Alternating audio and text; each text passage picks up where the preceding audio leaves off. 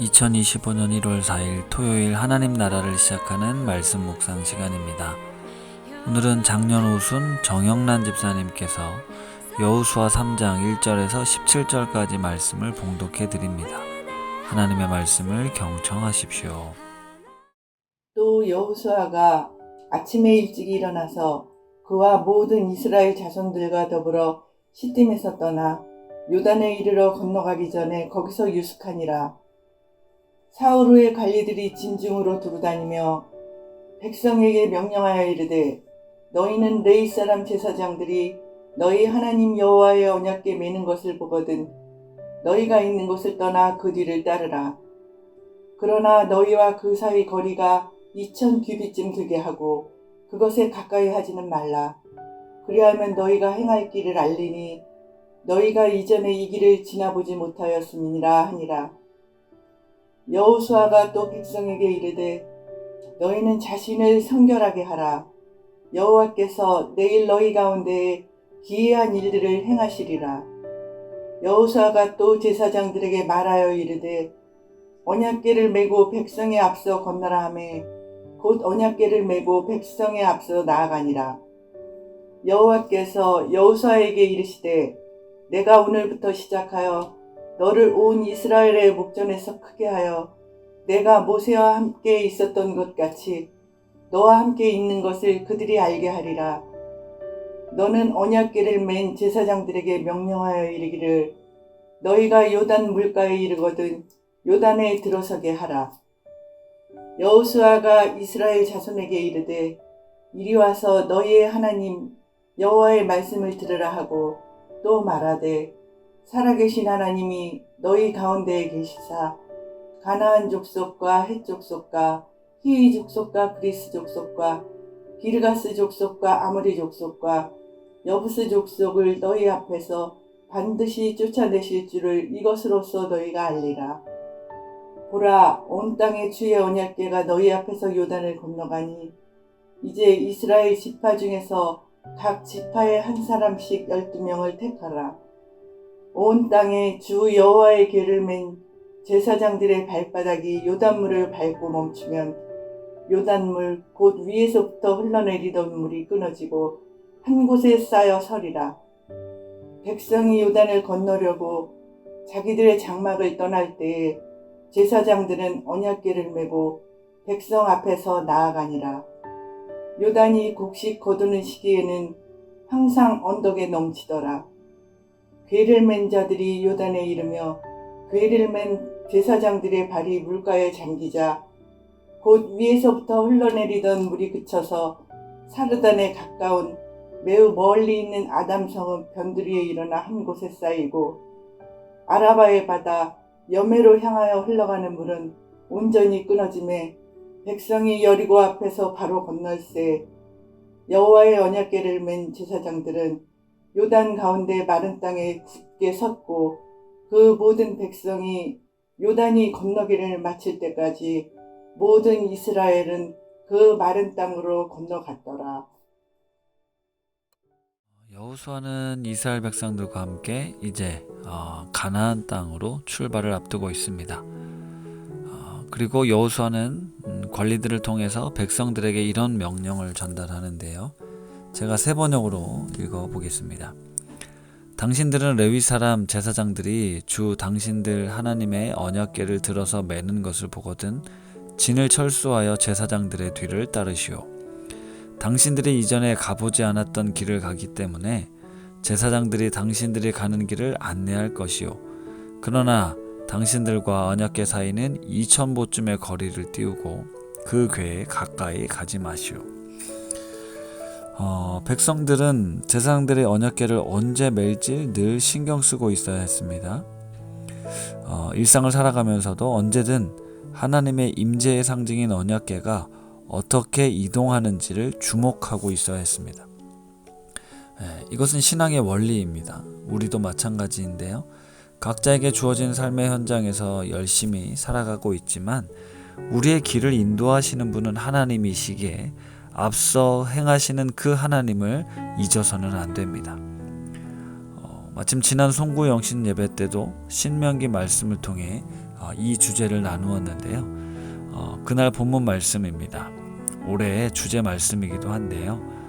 너희보다 먼저 가시는 너희 하나님 여호와께서 애굽에서 너희를 위하여 너희 목전에서 모든 일을 행하신 것 같이 이제도 너희를 위하여 싸우실 것이며 광야에서도 너희가 당하였거니와 사람이 자기의 아들을 안는 것 같이 너희의 하나님 여호와께서 너희가 걸어온 길에서 너희를 안으사 이곳까지 이르게 하셨느니라 하나 이래 너희가 너희 하나님 여호와를 믿지 아니하였도다. 그는 너희보다 먼저 그 길을 가시며 장막 칠 곳을 찾으시고 밤에는 불로 낮에는 구름으로 너희가 갈 길을 지시하신 자이시니라. 이렇게 우리 하나님이 어떤 하나님이신지 신명기 말씀을 통해 이스라엘 백성들에게 전해 주었습니다. 여호수아는 이미 광야 생활을 통해서 앞서 행하신 하나님에 대한 믿음이 있었습니다. 직접 경험했기 때문입니다. 그래서 앞으로 가나안 땅 우리가 처음 가보는 길이지만 하나님께서 그 길을 인도하실 것이다. 제사장들이 그 길을 안내할 것이다 라고 말하고 있습니다. 그리고 한 가지 더 명령을 덧붙이는데요. 바로 백성들 스스로를 성결케 하라는 말씀이었습니다.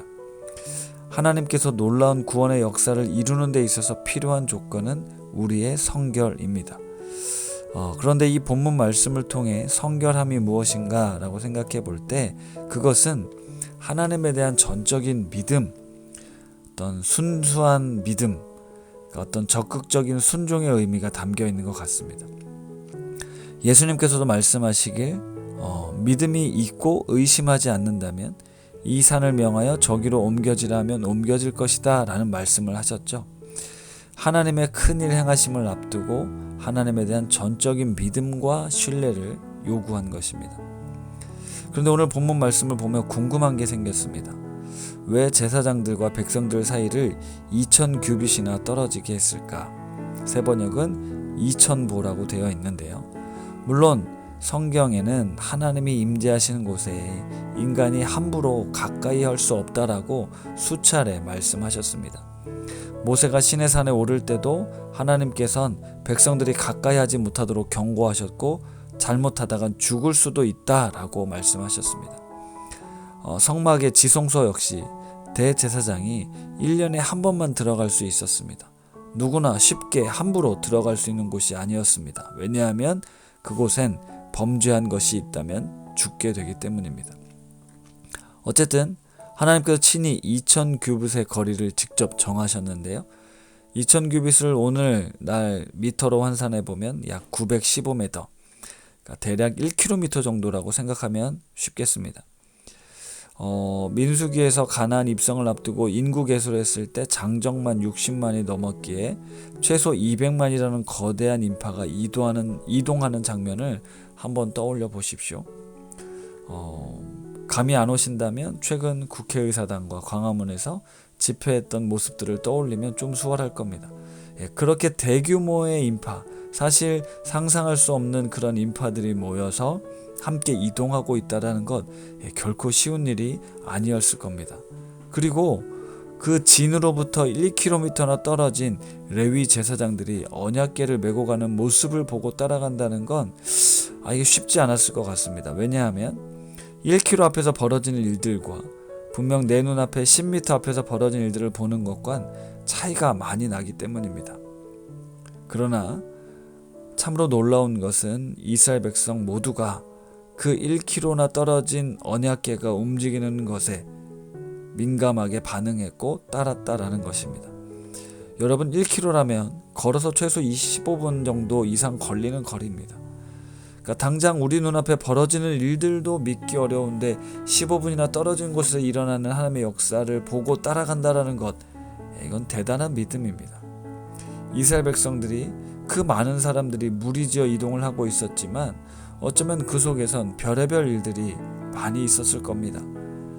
이스라엘 백성들이 하나님을 믿지 않았다라는 신명기 말씀처럼 우리의 믿음도 1km나 떨어진 하나님의 언약궤가 내 앞서 행하신다는 사실을 믿고 따라가야 한다는 건 쉬운 일이 아닐 거라는 겁니다. 그 사이에 갈림길도 있을 거고요. 되돌아가는 길도 있었을 거고, 더 좋아 보이는 길도 있었을 거고, 당장 내 만족을 줄 수 있는 무언가가 있었을 수도 있겠지만, 우리가 붙들어야 되는 건 그 언약의 말씀 하나님이십니다. 하나님께서 그 약속하신 바를 성취하셨다는 사실을 믿고 우리는 따라가야죠. 이전에 가보지 않았던 길, 그 길은 바로 요단 강물이 끊어지는 기적의 현장이었습니다. 강바닥을 마치 마른 땅처럼 건넜다고 여호수아 3장은 마지막에 기록합니다. 너무 멀어 잘 보이지 않아도 내 시간표와 하나님의 시간표가 차이가 많이 난다 할지라도 너희 자신을 성결하게 하라는 말씀처럼 하나님에 대한 순전한 믿음과 마음으로 앞서 행하시는 주님을 바라보며 따라가는 우신 가족들 되시기를 기도합니다. 말씀을 생각하며 기도하겠습니다. 하나님 아버지, 2000규빗을 실제로 환산해 보니 꽤 먼 거리입니다. 그렇게 멀리 떨어진 법궤를 바라보며 믿음으로 따라갔다는 걸 생각해 보니 우리가 지금 믿음으로 산다는 것이 얼마나 대단한 일인지 깨닫습니다. 여호수아가 성결케 하라는 말씀이 하나님에 대한 전적인 믿음을 가지라는 것으로 들려옵니다. 우리 우신 공동체가 우리가 광야를 걸어가고 있지만 성결케 하라는 말씀처럼 순전하게 하나님을 믿고 따르기를 원합니다. 우리 앞서 그 길을 인도하신 하나님에 대한 전적인 믿음과 신뢰를 갖고 순종하며 따라가게 하옵소서. 그리하여 이전에 경험해보지 못한 기이한 일들을 경험하는 복을 허락하여 주옵소서. 예수님의 이름으로 기도합니다. 아멘. 오늘 말씀을 봉독해 주신 정영란 집사님의 감사사연입니다. 안녕하세요. 작년 옷은 구연길 장로와 함께 사는 정영란 집사입니다. 하나씨를 통해 여러가지 감사와 우신 공동체에 대한 감사사연을 듣게 되는데요. 제가 늘 마음에 간직하고 있던 우신 공동체를 통한 감사의 마음과 똑같더라고요. 참 신기했습니다. 그래서 오늘은 여러가지 감사할 것 많지만 특별히 새해를 맞이하여 저희 가족에게 소소하게 느끼는 감사의 마음을 나눠보려 합니다. 올해로 결혼한 지 벌써 40주년이 되었네요. 예전에는 당연하게 생각했던 남편의 수고가 나이가 들어서인지 요즘에는 문득문득 고맙고, 나이 들어가는 모습을 보며 그동안 열심히 사느라 애썼다는 생각에 안쓰럽기까지 하답니다. 항상 웃는 얼굴로 변하지 않는 한결같은 마음으로 늘 가족들을 대하고, 무엇보다 거의 10년 다 되어 가는 것 같은데 자기의 일인 양 매달 한 번씩 정기적으로 장모님을 모시고 병원 진료를 다녀주어 정말 고맙고 감사하답니다. 제가 늘 고맙고 미안한 마음에 남편에게 웃자고 하는 말이 있습니다. 나는 전생에 나라를 구해 자기 같은 좋은 사람 만났다고 하면서 둘이 웃곤 하죠. 두 딸에게도 감사한 것은 잘 자라서 일찍 가정을 이루어 잘 살아주고 자녀들 열심히 키우고 변함없이 부모의 사랑과 수고에 감사함을 늘 말로 표현해 주어 감사합니다. 저와 딸 아이들이 티격태격할 때도 있지만 늘 중심을 잘 잡아주고 평화주의자인 남편 덕에 아이들은 우리 집을 베이스 캠프라 표현해 줍니다. 아이들이 집에 오겠다는 연락이 오면 우리는 마트로 가 손주들과 아이들에게 주고 싶은 것들을 사다 채워놓습니다. 아이들이 돌아갈 때는 신나서 냉장고에서 이것저것 필요한 것들을 잔뜩 챙겨주며 엄마 아빠의 칭찬과 사랑으로 풀 충전해서 간다고 감사 표현을 잊지 않고 하면서 갈 때 우리도 감사함을 느낍니다. 새해에도 우리 모두에게 늘 소소한 것에 감사할 줄 아는 넉넉한 마음 주실 것을 믿고, 오늘은 나 가진 재물 없으나 이 찬양을 성도님들과 함께 듣고 싶습니다. 그리고 하나님께 받은 사랑과 은혜만 생각하며 감사하는 하루를 시작하고 싶습니다. 이렇게 사연을 보내주셨습니다. 참 따뜻한 가정의 이야기였는데요. 우리 정집사님께서 추천해 주신 찬양 함께 들으시며 더 깊은 묵상 하시겠습니다.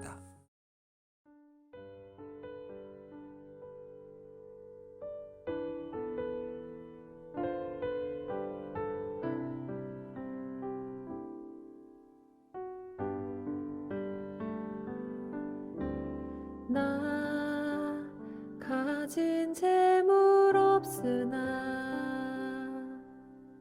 나 남이 가진 지식 없으나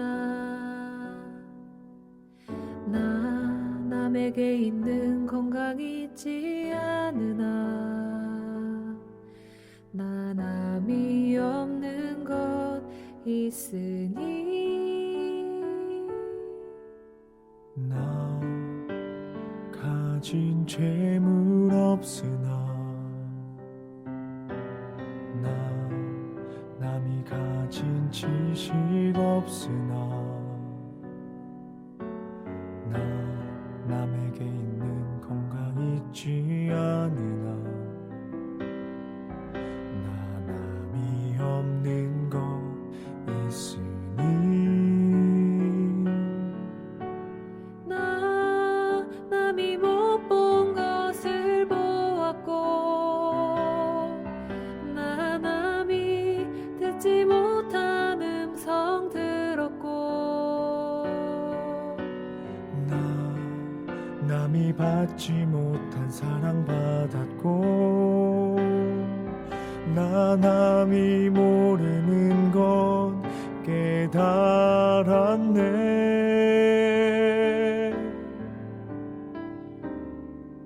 공평하신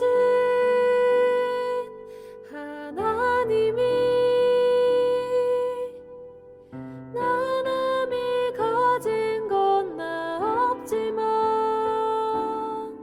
공평하신 하나님이 나 남이 없는 것 같게 하셨네.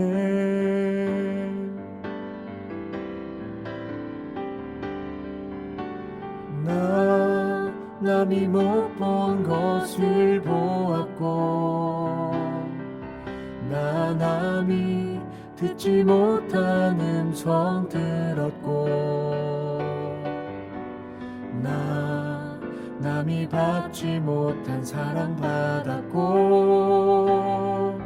나 남이 모르는 것 깨달았네.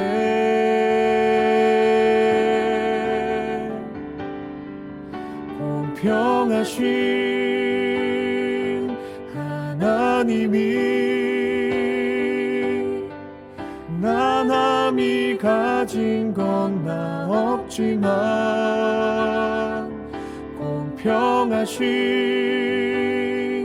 하나님이 나 남이 없는 것 같게 하셨네. 공평하신 하나님이 나 남이 가진 건 나 없지만 공평하신 하나님이 나 남이 없는 것 같게 하셨네. 나 남이 없는 것 같게 하셨네.